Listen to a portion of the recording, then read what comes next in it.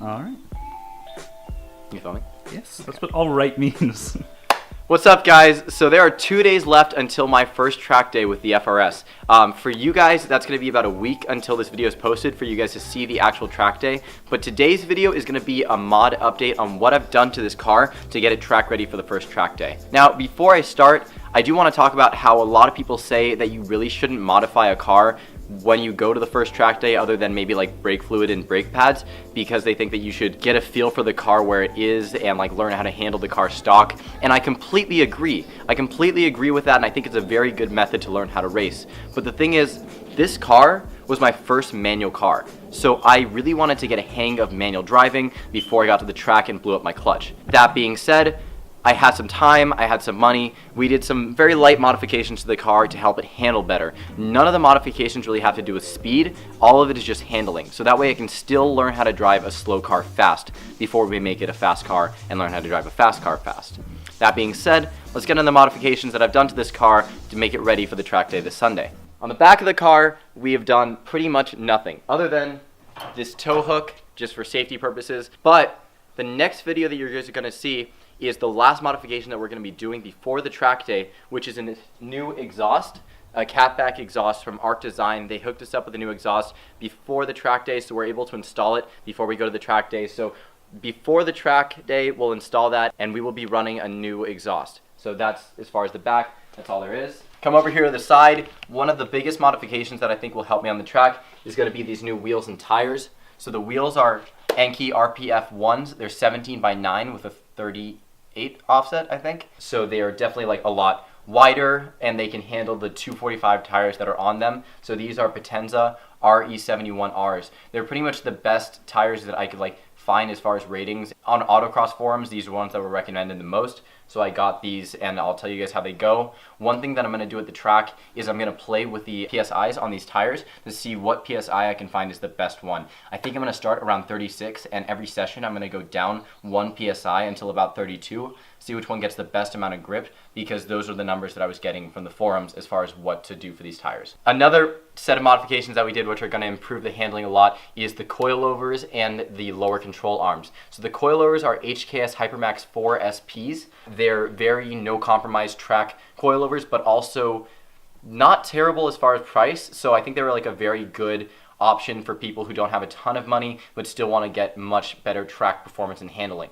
And then we also put in SPL lower control arms to make it that the camber and stuff is more adjustable so that the wheels can get the best amount of grip. That's about it as far as the exterior of the car, the things that you can really see, other than wrapping the roof black, which maybe it adds a little bit of cool factor horsepower. So now going into the interior of the car, we've done a lot to this. For starters, the most noticeable thing is the fact that we've stripped out most of the unnecessary things in the car, like the entire center console area is gone. It's all just straight metal right now. All of the back seats are removed, and we put in a harness bar there just to add a little bit of extra stability in the car, and also to make it so that we could add these harnesses in the seat. Now, one thing that I want to talk about this seat is that this is not actually the seat that's going to stay in the car for much longer. We're going to be replacing this seat with a new one. And the reason for that is because we ordered the seat through a third party, and I want to talk about my experience with them. It was FR Sport, or something along those lines, but we ordered the seat through their page on Amazon. And the seat is supposed to have a 5-year expiration date, meaning that in 5 years you're supposed to replace it according to the FIA.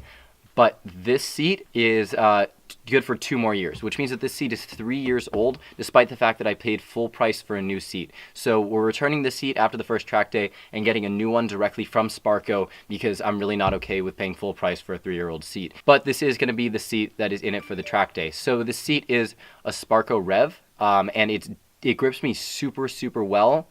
But we're going to be moving to the Sparco Evo, I think, for the next seat, because I want it to be a little bit wider so more people can drive my car in case I need somebody to drive it for like mechanical purposes. Other than that, we have a 6-point harness from Sparco to keep me into the seat, which also feels really good. Overall, I'm super happy with the install of the harness in the seat. So like I said, under the hood, there are very little modifications. We've changed the oil, and we've changed the diff and trans fluid to make so that they're a little bit more track ready. The oil that we put is W-20 or something along those lines, which I've been told is not exactly the best oil that you can get for the track. So this is what I'm gonna run for the first track day, but after this first track day, I will be switching to 30 just to make sure that the oil can handle the higher temperatures. But the thing is, I am a completely new driver. This is my first track day. I don't think I'm gonna be pushing the car to the point where it needs that better top quality, top-notch oil, and I think 20 should be fine for my first track day.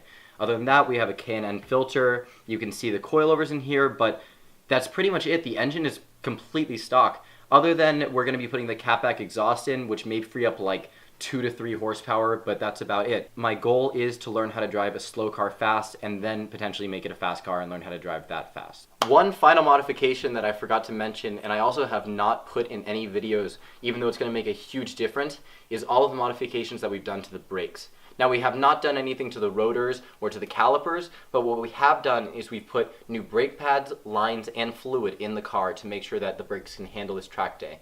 Now again, this car is stock, well, the engine of the car is stock, and it weighs less than the normal stock car, so the brakes shouldn't need to be upgraded as far as a big brake kit anytime soon, but I think I will do that in the future.